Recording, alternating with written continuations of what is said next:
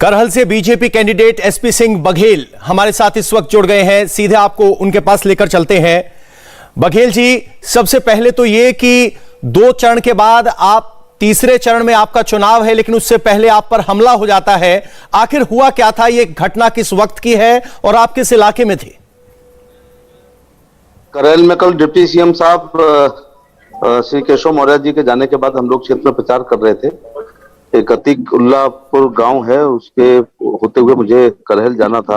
लगभग 7:40 के आसपास अचानक खेतों में छुपे हुए 20-25 लोगों ने डंडे, सरिया, पत्थर और तमंचों के साथ हमारे काफिले पर, मेरी गाड़ी पे हमला किया, जिसमें एक व्यक्ति ये कह रहा था कि मैं उमाकांत यादव और नगलाबाद मुझे कहते हैं, तुम सारे हमारे पार्टी के भैया के सामने चुनाव लड़ रहे हो, जबकि उन्हीं पार्टी ने आपको सांसद बनाया था। पर उसी ने कहा कि बिटू मार गोली, आज ये बचने ना पाए और आज ही इसका चुनाव कराई दे रहे हैं। चूंकि मेरे साथ सीआईएसएफ थी तो उसकी वजह से मैं बचा हूं, वरना कल ये हत्या हो चुकी होती। 4 गाड़ियां डैमेज हुई हैं। जाते हुए एक और उन्होंने जो फायर किया, हमारे एक समर्थक श्री संजय शर्मा जो आगरा में रहते हैं, वो मरते मरते बचे हैं। इसका एक मुकदमा हम लोगों ने कायम कराया और 7:56 पर एसपी मैनपुरी से मेरी फोन पर बात हुई। जब सर्किल ऑफिसर और इंस्पेक्टर करहल आए, बड़ी फोर्स, तब जाकर के हम लोग वहां से निकल पाए हैं। एक धारा 147, 48, 49, 323, 504, 506, 307, 427 आईपीसी और लोक जनप्रतिनिधि अधिनियम धारा 3/4 में अभियोग पंजीकृत है। मैं उल्लेखनीय बात यहाँ बताऊं, मेरी जगह और कोई होता तो ये 2 नाम भी उन्होंने अपने मुंह से बोले हैं कि मार गोली, उसका नाम लिया। अदरवाइज मेरी जगह कोई होता और राजनीतिक इसका लाभ उठाता तो समाजवादी पार्टी के प्रमुख यहाँ 20-25 कार्यकर्ताओं को मैं लिखा सकता था और इन्वेस्टिगेशन होती, वो बाद में होती। फिलहाल वो डिस्टर्ब हो सकते थे। मेरे साथ जितना हुआ ही उतना ही मैंने लिखाया, लेकिन मैं सीआईएसएफ का आभार प्रकट करना चाहूंगा और अपने कार्यकर्ताओं का, जिनकी वजह से कल जान बची है। और ये कोई ऐसा पहली बार नहीं हुआ है। मैं आपको बता दूं कि 1996 में श्री मुलायम सिंह यादव जब मैनपुरी लोकसभा से चुनाव लड़े और रक्षा मंत्री बने, तब अंगदपुर गांव में एक व्यक्ति की हत्या हुई। 2004 के धर्मेंद्र जी के चुनाव में एक कांड हुआ है जो बड़ा महसूस, जिसमें अतीक अमित शाह जी का डमरिया कांड वो है, बड़ा फेमस हुआ है। एक बात और आपको बता दूं, जो देश के पत्रकार नहीं दिखा रहे हैं कि ये कोई, मैं इससे कोई चौंका नहीं हूं। हिंदुस्तान के इतिहास में 3 चुनाव काउंटर मांड हुए हैं। आपकी जनता काउंटर मांड ना समझ पाए तो मैं कह दूं कि इलेक्शन हो गया, पोलिंग हो गई, बूथ कैप्चर के आधार पर और हिंसा के आधार पर इसी मैनपुरी लोकसभा एक बार पूरा कैंसिल हो चुकी है, स्थगित हो चुकी है। जब श्री मुलायम सिंह यादव 2 जगह से चुनाव लड़े थे, संभल और मैनपुरी, दोनों जगह जीते, 14 दिन में इस्तीफा दिया। 2 महीने बाद जब चुनाव हुआ, धर्मेंद्र यादव उनके घर के भतीजे लड़े, इतना बूथ कैप्चर और हत्याएं हुई कि चुनाव आयोग ने पूरी लोकसभा कैंसिल कर दी। ये, और उसके पहले इटावा लोकसभा को टीएन सेशन ने 1991 में, जब मुलायम सिंह जी मुख्यमंत्री थे, जसवंत नगर लड़ रहे थे, बाबा की नगरिया पे हत्या हुई थी, उसके आधार पर टीएन सेशन जो फेमस हुए थे वो इस इलेक्शन को कैंसिल करके हुए थे। इसके बाद एक और विधानसभा पूरी कैंसिल हुई है, उसका नाम है गुन्नौर। जब श्री मुलायम सिंह यादव सांसद थे, मुख्यमंत्री हो गए, तो गुन्नौर से चुनाव लड़े, तो गुन्नौर में 90% से ऊपर मतदान 90 बूथों पर हो गया और आयोग ने पूरी विधानसभा को कैंसिल किया है। इनको थोड़ी सी शर्म माननी चाहिए कि 2 बार मुख्यमंत्री रहते हुए जब चुनाव लड़े हैं, तो 2 बार चुनाव आयोग ने, सर, ये वो सीट है जो माना जाता है कि ये कुछ नया नहीं है, ये कुछ है, ये नया नहीं है। यहाँ पर हर इलेक्शन में बूथ पर समाजवादी पार्टी के द्वारा हत्या होती है, आगे पीछे तो होती है, लेकिन मैंने नाम लेकर बताया है कि कौन कौन लोग कब कब इलेक्शन में यहाँ बूथ पे मारे गए जी। अखिलेश यादव चाहते हैं कि बस ये अब वो हार की निशानी है, निशानी बिल्ली खंबा नोचे।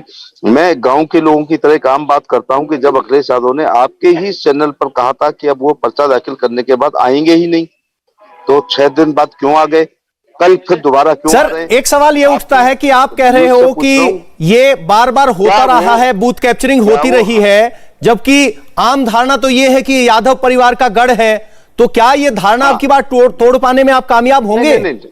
अरे भाई, यही तो दिक्कत है आप लोगों के साथ कि थोड़ा राजनीतिक इतिहास भी पढ़ा करें, आपको बुरा लगेगा। आप जैसे मित्र पत्रकारों ने, जब डिंपल यादव और मैं और राज बब्बर लड़ रहे थे, तब आपने गढ़ कहा था, डिंपल यादव हारी, गढ़ गिरा। डिम्पल यादव कन्नौज में चुनाव लड़ने गई, निर्विरोध हो गई और इसके बाद हार गई। इसको ही अर्श और फर्ज कहते हैं कि फर्ज अर्श पर थी जब वो निर्विरोध सांसद हो गई। मैं जिस गांव में बैठा हूं, कभी यहाँ निर्विरोध प्रधान नहीं हुआ।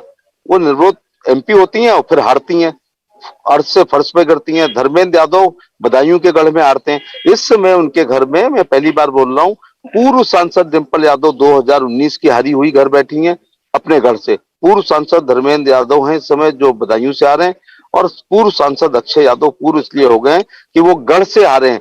तो अब भी आप इनको गढ़ कहते थे, आज मैं नहीं कह सकता जी। मैं 10 मार्च के बाद मैं दर्शकों को बता दूं कि 2017 में 59 में से 49 सीटें बीजेपी ने जीती थी, गढ़ को तोड़ने में कामयाबी मिली थी, ये हमें पता है, हम भी बताते रहते हैं। सवाल ये है कि अखिलेश के पीछे अब की बार दूसरी बात कर रहे हैं, आप दूसरी बात कर रहे हैं, मैं दूसरी बात कर रहा हूं।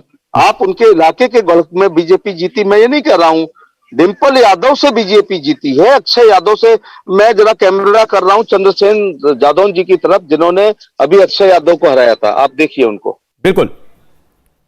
तो क्या आप आश्वस्त हैं अखिलेश को धूल चटा पाएंगे? सज्जन है जिन्होंने अक्षय यादव को हराया है गढ़ में।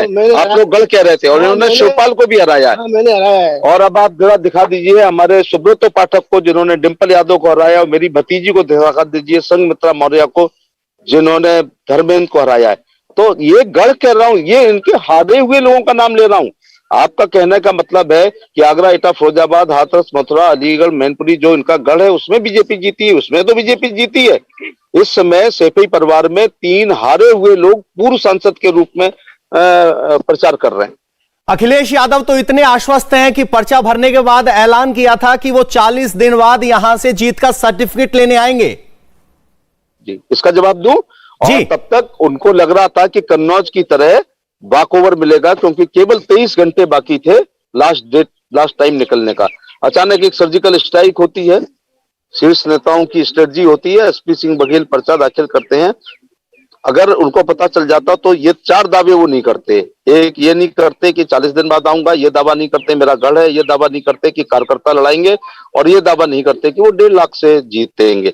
1.5 लाख से जीतने वाला दूसरे की हत्या नहीं कराता है। 1.5 लाख से जीतने वाला अपनी विधानसभा में 2 बार नहीं आता है।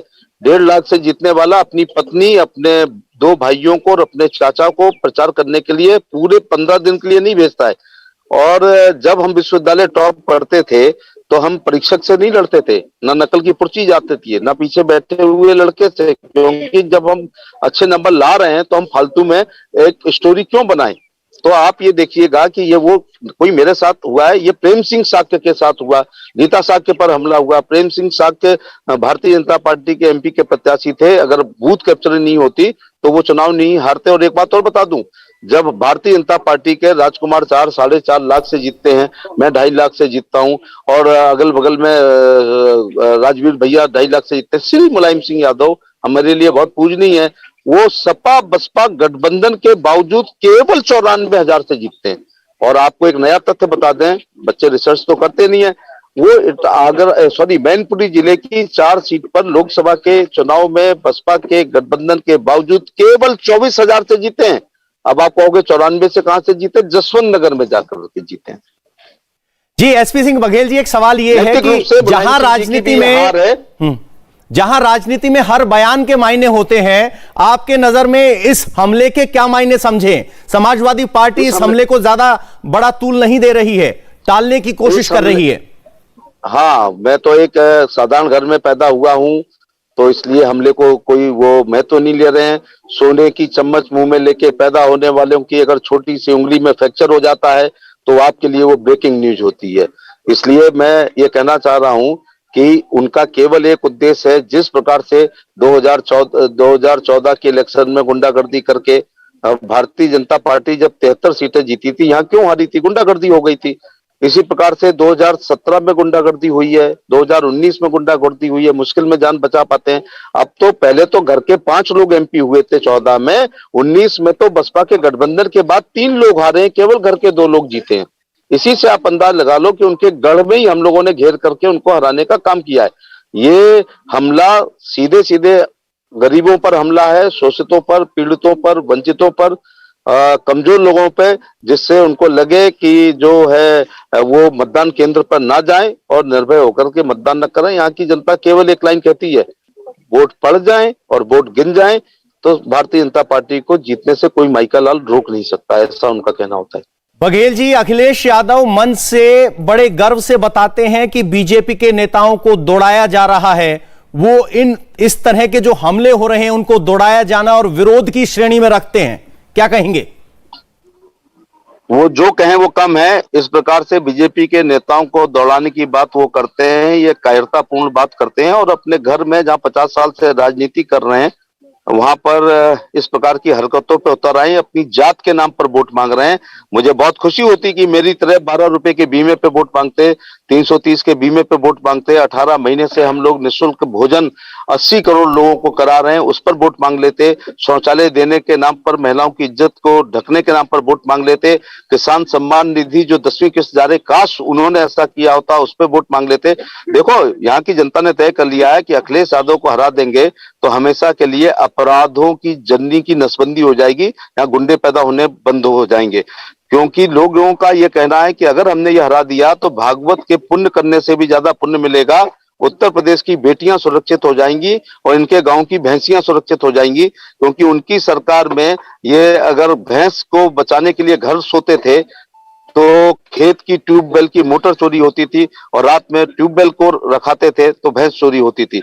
कोई मकान सुरक्षित नहीं, प्लॉट सुरक्षित नहीं, दुकान सुरक्षित नहीं। बेटी जब तक स्कूल से घर नहीं आ जाती थी, माँ लोकेशन पूछती थी, बच्चा लौट के नहीं आता था तो सोचते थे अपहरण हो गया। और आपने इंडिया टीवी को वक्त दिया, आपका बहुत बहुत शुक्रिया बघेल जी। आप चुनाव मैदान में डटे रहें, शुभकामनाएं। प्रधानमंत्री, मैं चाहता हूं देश की जनता डॉक्टर चंद्रसेन यादव को देखे, जिन्होंने डिंपल यादव को हराया है, जिन्होंने अक्षय यादव को हराया है और श्री शिवपाल यादव को हराया है। उस गढ़ को गड्ढा बनाया है, 3 गड्ढे बन गए हैं, एक कन्नौज, एक बदायूं, एक फिरोजाबाद 2 बार, और अब अगला गड्ढा का नंबर है करहल। सर, एक सवाल और ले लेते हैं। आपने मुलायम सिंह यादव के साथ भी काम किया है, अखिलेश के विरुद्ध आप मैदान में हैं। अखिलेश दावा करते हैं कि नई सपा है, नई हवा है।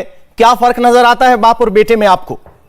इस चीज का आप लोग विश्लेषण क्यों करते हैं? अगर अखिलेश कहते हैं नई सपा है, नई हवा है, इसका मतलब अपने पिताजी की सपा को वो गुंडागर्दी की सपा कह रहे हैं। इन्होंने कहा था 12 में और हम लोग इनके चक्कर में आ गए कि मैं ग्लोबल वार्मिंग पे बात करूंगा, वाटर हार्वेस्टिंग पे बात करूंगा, ओजोन लेयर पे बात करूंगा, मैं एनवायरमेंट इंजीनियर हूं। लास्ट में काय पे आ गई है? फाइनल रिपोर्ट, चार्जशीट, बंदूक का लाइसेंस, प्लॉटों पर कब्जा और तमंचा वाली राजनीति करने लगे। तो ये नई सपा कहने का मतलब है अभी मुलायम सिंह यादव जी जीवित हैं, उसके सामने ही वो कह रहा है कि ये मेरी सपा दूसरी है, तुम्हारी सपा दूसरी थी।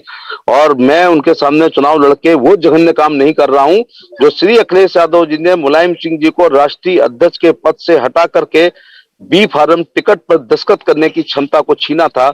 मुलायम सिंह जी ने कई बार सार्वजनिक रूप से अपना दर्द को बयान किया है कि मेरी सरकार गिरने पे मुझे उतना दुख नहीं हुआ, जो पौधा मैंने समाजवादी पार्टी का लगाया जिसमें शिवपाल ने पानी डाला, उस समय ये लड़का ऑस्ट्रेलिया में पढ़ रहा था, उसने मुझे राष्ट्रीय अध्यक्ष पद से हटा करके मेरे पे टिकट लेने की क्षमता छीनी है। ये उसने वही काम किया है जो मोहम्मद तुगलक ने फिरोज तुगलक के साथ किया था, अलाउद्दीन खिलजी ने अपने चाचा गयासुद्दीन खिलजी के साथ किया था, और जो औरंगजेब ने शाहजहां के साथ किया था वही काम टीपू ने अपने पिताजी के साथ किया है। इसलिए डेमोक्रेसी में हमने गीता पढ़ी है, हम चुनाव लड़ रहे हैं। पार्टी का बहुत बहुत आभार कि मुझे सर एक सवाल और ले लीजिए।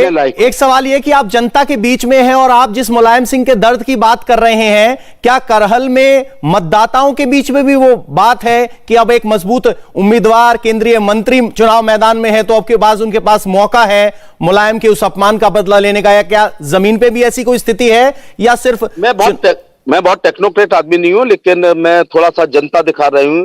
अगर ये गढ़ है तो ये बहादुर लोग इस मीटिंग में क्यों आए हैं?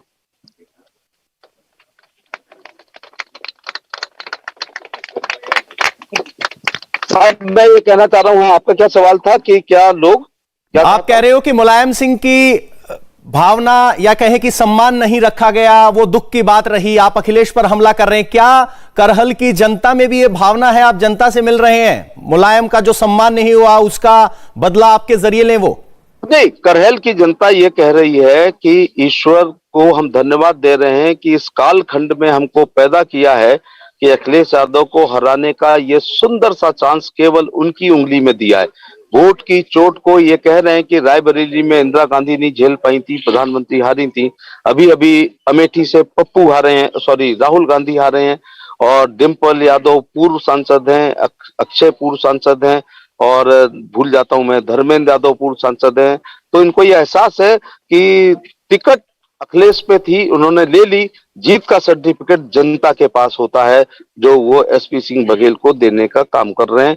और उनको ये मालूम है कि अगर अभी नहीं तो कभी नहीं।